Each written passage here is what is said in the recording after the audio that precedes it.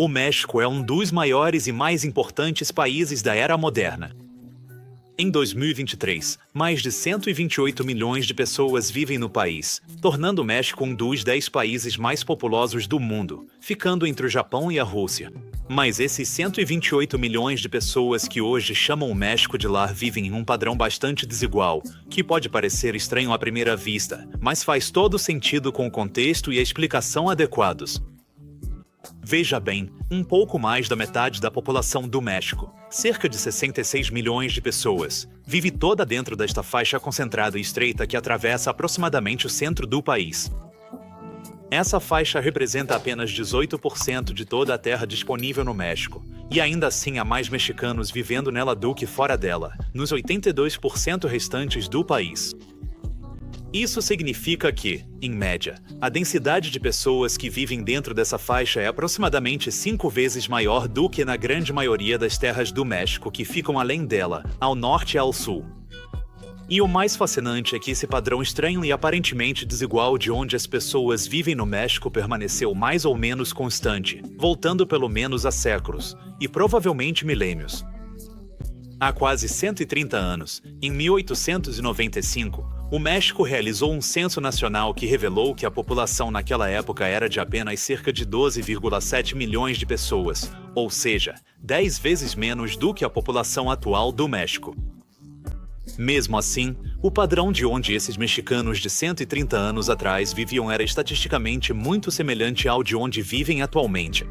Cerca de 55% deles viviam na mesma faixa de alta densidade de hoje, enquanto 45% viviam nos 82% do território mexicano fora dessa faixa, avançando quase 130 anos, com 10 vezes mais pessoas e uma tecnologia muito superior. O padrão de onde os mexicanos vivem em seu país continua mais ou menos o mesmo. E isso é fascinante, porque é exatamente o oposto do que aconteceu logo ao norte do México, nos Estados Unidos.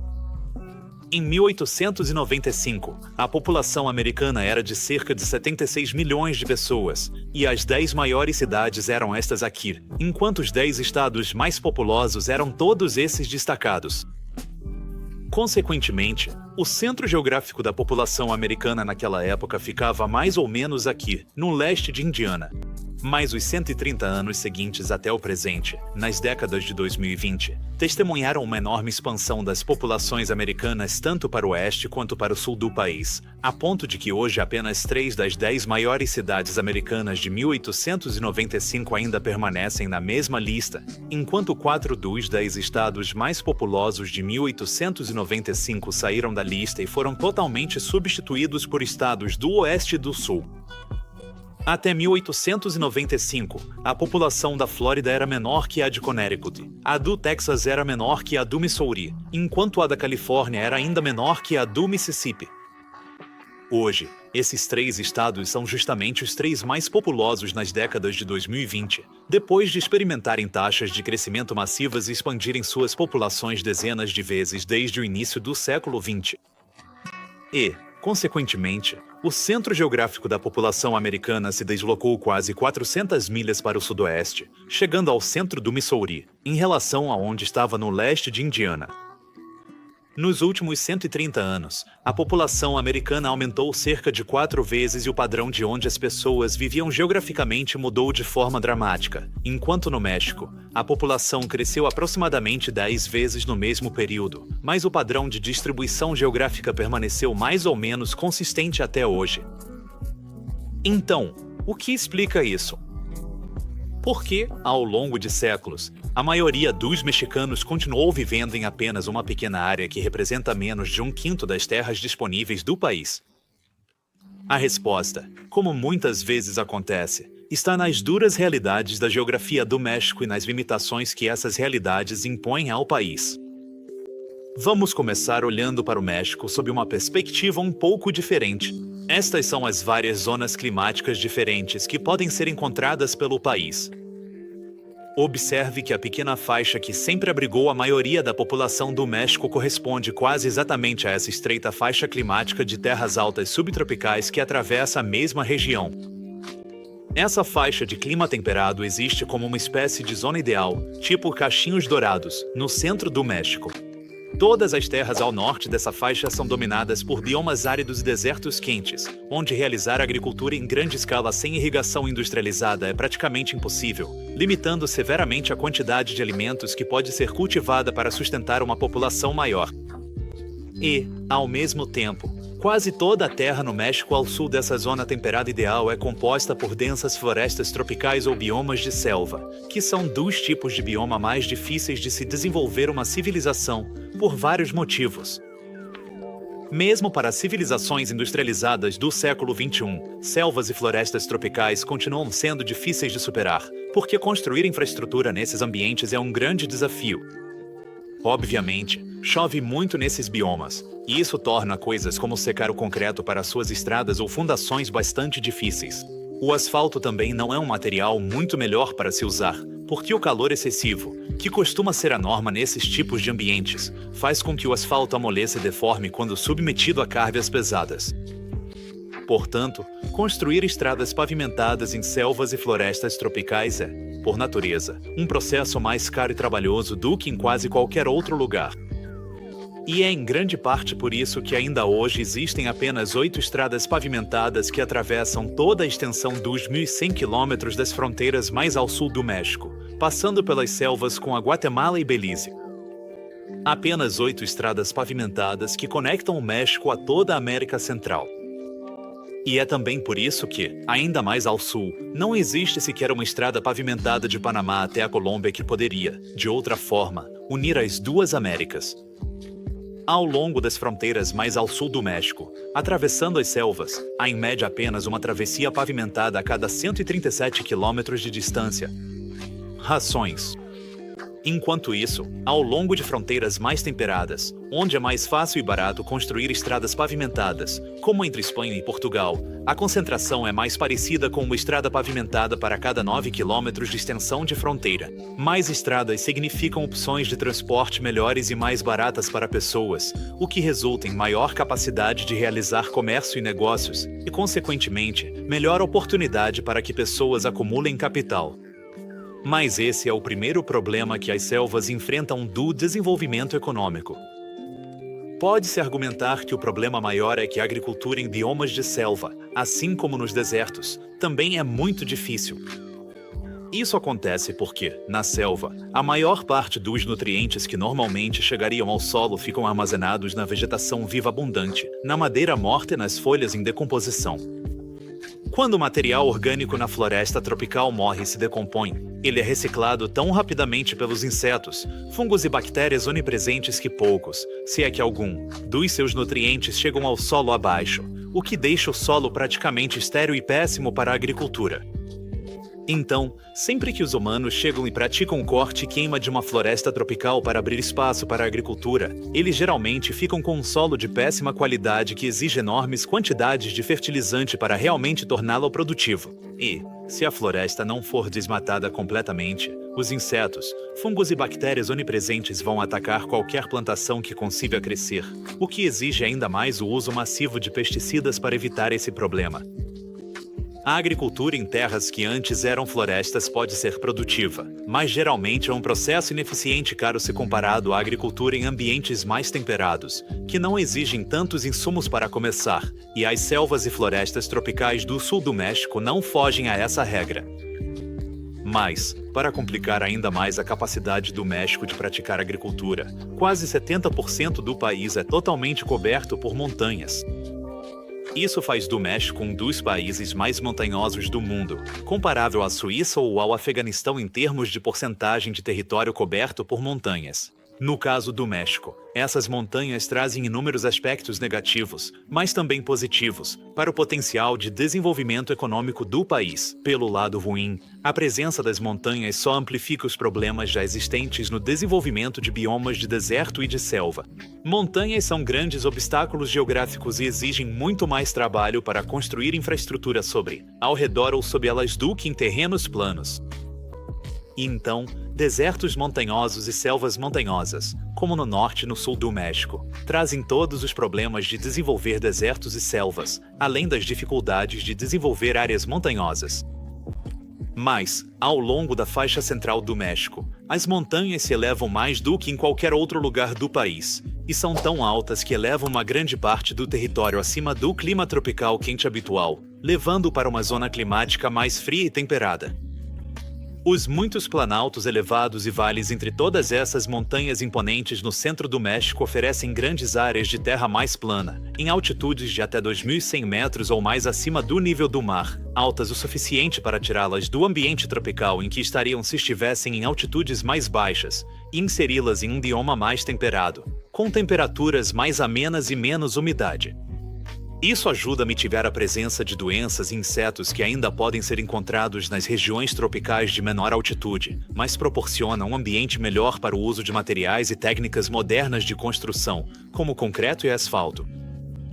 Ao mesmo tempo, os solos que podem ser encontrados nesses vales de clima temperado do centro do México também são incrivelmente férteis e muito úteis para a agricultura, porque muitas das montanhas ao redor deles são, na verdade, vulcões. Veja bem, sob a superfície, as montanhas e vulcões encontrados no centro do México correspondem aproximadamente às interseções da placa norte-americana, da placa de Cocos e da placa de Rivera. Há milhões de anos, tanto a placa de Rivera quanto a placa de Cocos vem subduzindo sob a placa norte-americana aqui, o que gerou esse cinturão contínuo de vulcões que atravessa o centro do México. Embora sejam ocasionalmente destrutivos, os vulcões também são perfeitos para gerar solos úteis para a agricultura, porque toda vez que entram em erupção, liberam minerais ricos das profundezas da Terra que acabam se depositando nos solos abaixo em forma de cinzas, funcionando efetivamente como um sistema natural de fertilização. Milhões de anos de erupções ao longo desse cinturão de vulcões pelo centro do México preencheram os vales altos e planaltos na zona temperada, entre seus picos, com solos ricos que os tornariam algumas das melhores e mais fáceis terras agrícolas disponíveis no planeta para cultivar grãos calóricos.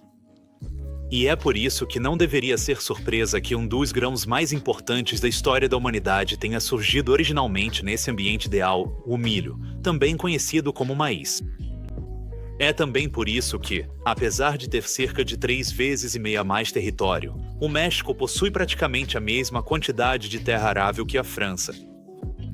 Apenas cerca de 12% das terras do México são realmente aráveis e adequadas para a agricultura, e a grande maioria delas está concentrada nesses vales vulcânicos ricos aqui no centro, onde a maioria dos mexicanos sempre viveu suas vidas.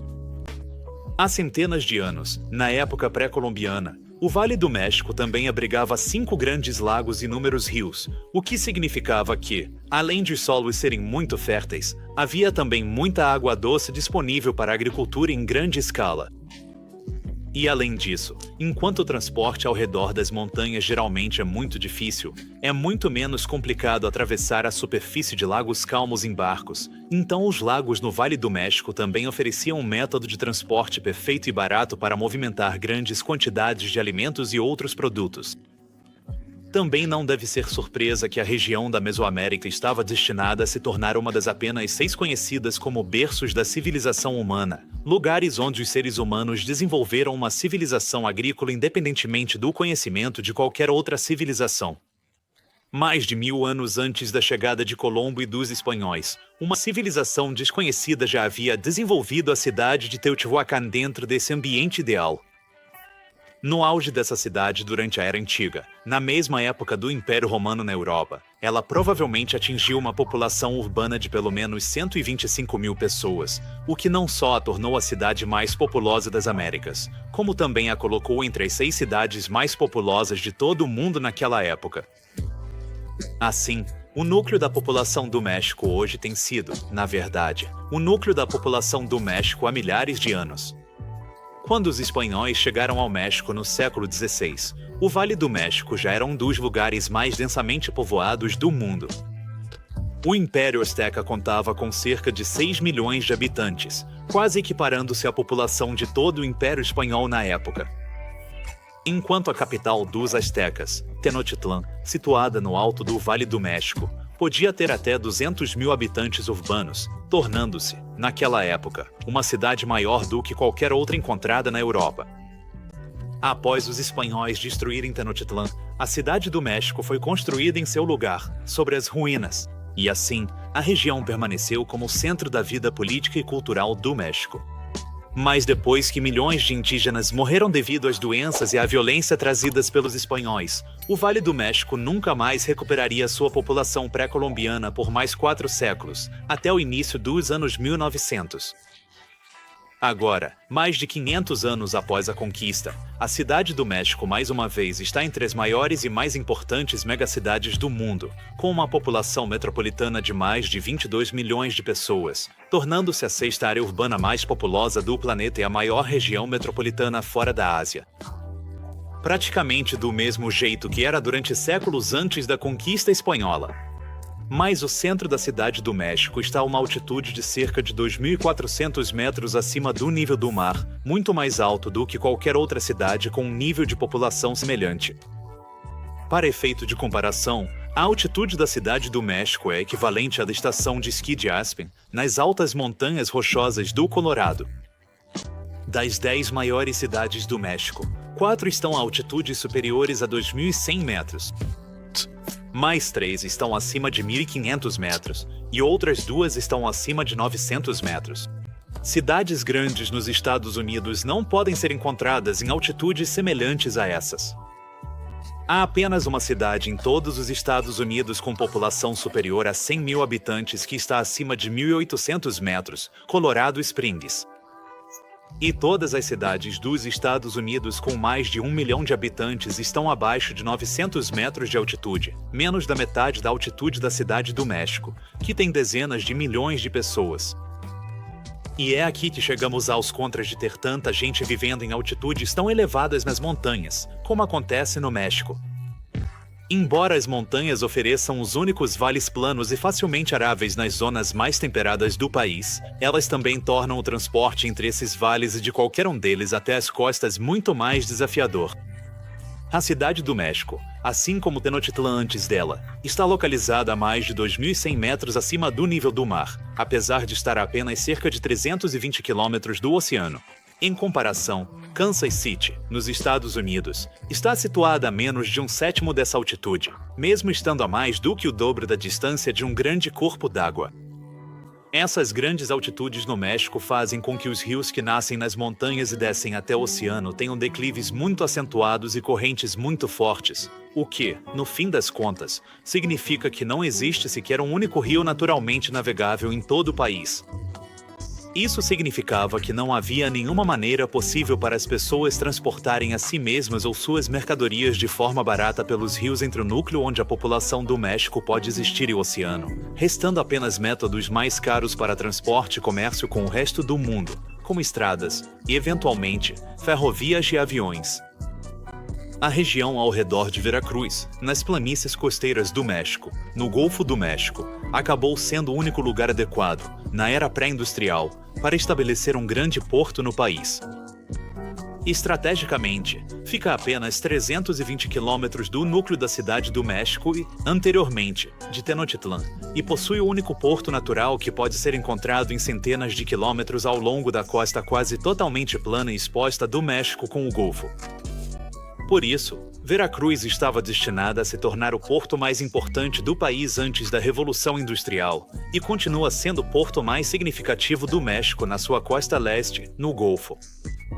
Mas, ao mesmo tempo, Veracruz também foi usada com sucesso como base de operações por invasores hostis externos para capturar e ocupar a Cidade do México em 3 ocasiões distintas, por Cortés e os espanhóis no século XVI, e tanto pelos americanos quanto pelos franceses no século XIX. As montanhas ao redor do núcleo do México oferecem um elemento de proteção contra ataques externos, mas também historicamente mantiveram o poder mexicano contido e afastado das costas. Assim, incapazes de projetar poder significativo sobre os oceanos, os estados mexicanos no passado tiveram dificuldades para impedir que grandes potências marítimas hostis desembarcassem em suas costas e marchassem até sua fortaleza montanhosa no centro. O controle de Veracruz e das planícies costeiras ao seu redor é, portanto, imprescindível para a segurança de qualquer estado mexicano. E, de fato, Veracruz foi o porto mais importante do México durante séculos antes do século XX. Mas conectar esse porto crucial de Veracruz, ao nível do mar, até o núcleo na Cidade do México, mais de 2.100 metros acima, provou ser um enorme desafio a ser superado, mesmo que a distância em linha reta fosse de apenas 320 quilômetros. As duas cidades sequer foram conectadas com sucesso por uma ferrovia até 1873, finalmente abrindo o transporte de ir para o núcleo populacional até o oceano por trem. Mas, ao mesmo tempo, com terras significativamente mais planas, baixas e fáceis de desenvolver, os Estados Unidos já haviam construído bem mais de 80 mil quilômetros de suas próprias ferrovias. 200 vezes mais extensão de trilhos do que existia entre a cidade do México e Veracruz. E, assim, abrindo muito mais terras para as pessoas e para o comércio do que era remotamente possível no México. E assim como era difícil construir ligações de infraestrutura entre a capital e o maior porto pré-industrial do México, também sempre foi difícil criar conexões de infraestrutura entre a capital e seu próprio vale, além de todos os outros grandes centros populacionais em seus respectivos vales separados. Na realidade, o México funciona muito mais como um mosaico fragmentado de vales autônomos remendados do que como um estado centralizado único, e sempre foi assim há milênios. Sem rios navegáveis para usar de forma barata, é difícil e caro construir estradas ou ferrovias que serpenteiem pelas muitas montanhas e conectem um dos vales de clima temperado a outro vale de clima temperado ou ao oceano. Isso significa, em última análise, que é difícil no México gerar um excedente de capital, porque opções de transporte baratas que normalmente gerariam capital simplesmente não existem como existem em outros lugares. Construir a infraestrutura de transporte necessária para o comércio exige muito capital inicial, o que é difícil de conseguir no México justamente por causa da falta de opções de transporte baratas desde o começo. O que, na maioria das vezes, significa que as grandes quantias de capital necessárias para construir a infraestrutura de transporte precisam vir ou de investimento estrangeiro ou de entidades que já possuem muito capital. Ao mesmo tempo, essa realidade geográfica também dificulta que qualquer autoridade centralizada na cidade do México consiga projetar poder e influência além do seu vale imediato para as outras partes dispersas e separadas do país. E isso dificulta que qualquer um dos vales temperados do centro realize comércio com as regiões do México ao norte e ao sul, nos desertos ou nas selvas, o que só agrava ainda mais os grandes desafios já existentes para o desenvolvimento econômico e para sustentar grandes populações. Dessa forma, o México enfrenta problemas geográficos muito semelhantes aos do Afeganistão. Ambos são países extremamente montanhosos, nos quais é difícil exercer poder a partir de um ponto centralizado, como Cabul, cidade do México. Os muitos vales entre as montanhas, onde as pessoas realmente vivem, estão separados uns dos outros por montanhas e conectados apenas por pontos de estrangulamento estreitos, através dos quais podem ser construídas estradas e ferrovias caras, mas onde também os poderes locais podem facilmente bloquear ou controlar. Ambas as geografias incentivam e possibilitam altos graus de autonomia local nas regiões separadas por montanhas da capital. E ambas as geografias impedem que o poder centralizado consiga policiar e impor o Estado de Direito de forma adequada em todos os lugares ao mesmo tempo, o tempo todo. Essas geografias, portanto, deram origem a facções autônomas no estilo de senhores da guerra, como o Talibã no Afeganistão, e os muitos cartéis autônomos que operam pelo México, em grande parte com impunidade em relação ao governo central na cidade do México. Como discutido anteriormente, as fronteiras do México ao sul com a Guatemala e Belize são pouco povoadas e cobertas por densas florestas tropicais e selvas, com apenas 8 estradas pavimentadas atravessando-as. É simplesmente impossível para o governo mexicano policiar e patrulhar toda essa extensão de forma adequada, e isso faz dela o local perfeito para o contrabando de substâncias ilícitas e armas, vindas da América Central e do Sul. Ao mesmo tempo, a fronteira do México ao norte com os Estados Unidos se estende por mais de 3.200 quilômetros através de um território igualmente pouco povoado e árido, separado por centenas de quilômetros de deserto montanhoso quase vazio entre ela e o núcleo da população mexicana, localizado nos vales de clima temperado do centro do país. Assim como acontece com as fronteiras ao sul, o governo mexicano jamais poderia esperar policiar ou patrulhar toda a extensão do seu lado da fronteira. A maior parte dela é simplesmente remota demais e fica muito distante dos principais centros populacionais do México, que estão no centro do país. Mas você se lembra daquele mapa de densidade populacional do México que usamos antes? É interessante olhá-lo novamente agora, com todo esse contexto. Porque, embora a maioria dos mexicanos viva onde seria de se esperar, nos ambientes agrícolas ideais do centro, há muitos bolsões de densidade populacional extremamente alta cercados por quase nada, que podem ser encontrados ao longo de toda a fronteira norte do México com os Estados Unidos. E o que é ainda mais interessante é que todas essas cidades mexicanas ao longo da fronteira norte têm populações significativamente maiores do que suas contrapartes americanas do outro lado. Tijuana, Juárez, Nuevo Laredo, Reynosa e Matamoros têm todas populações muito maiores do que as cidades americanas imediatamente ao norte delas, o que se deve muito a razões institucionais além das razões geográficas. Pode parecer estranho dizer isso, mas a maior vantagem geográfica do México, em comparação com um lugar de geografia semelhante, como o Afeganistão, é que, ao contrário do Afeganistão, o México está localizado diretamente ao lado dos Estados Unidos, o maior mercado consumidor do planeta. Assim, a partir da década de 1960, os governos mexicano e americano começaram a firmar uma série de acordos conhecidos como o Acordo das Maquiladoras. Essencialmente, o acordo estipulava que fábricas que produziam mercadorias nas cidades fronteiriças do México poderiam exportar esses produtos sem tarifas diretamente para os Estados Unidos. Grandes corporações imediatamente perceberam a oportunidade que isso proporcionava. Elas poderiam instalar fábricas logo do outro lado da fronteira dos Estados Unidos, aproveitar a mão de obra mexicana, que era muito mais barata em comparação, para fabricar seus produtos, e depois transportar esses produtos feitos a baixo custo sem tarifas diretamente para os Estados Unidos, aproveitando o enorme sistema rodoviário americano para distribuí-los praticamente para qualquer lugar do país em caminhões. Milhares dessas fábricas de fronteira, ou maquiladoras, foram instaladas nas décadas seguintes, e com elas, dezenas a centenas de milhares de novos empregos industriais foram criados, atraindo trabalhadores do núcleo histórico do México, no centro do país. É por isso que todas as cidades fronteiriças do México são muito mais densamente povoadas do que suas contrapartes americanas, e também é uma das principais razões pelas quais, em comparação com o censo de 1895 no México, uma porcentagem um pouco maior de mexicanos hoje vive fora do núcleo histórico central do que naquela época. Eventualmente, o NAFTA, assinado em 1994, expandiu o sistema, deixando de ser limitado às cidades fronteiriças mexicanas para abranger todo o México, permitindo que fábricas em qualquer parte do país exportassem seus produtos para os Estados Unidos sem tarifas.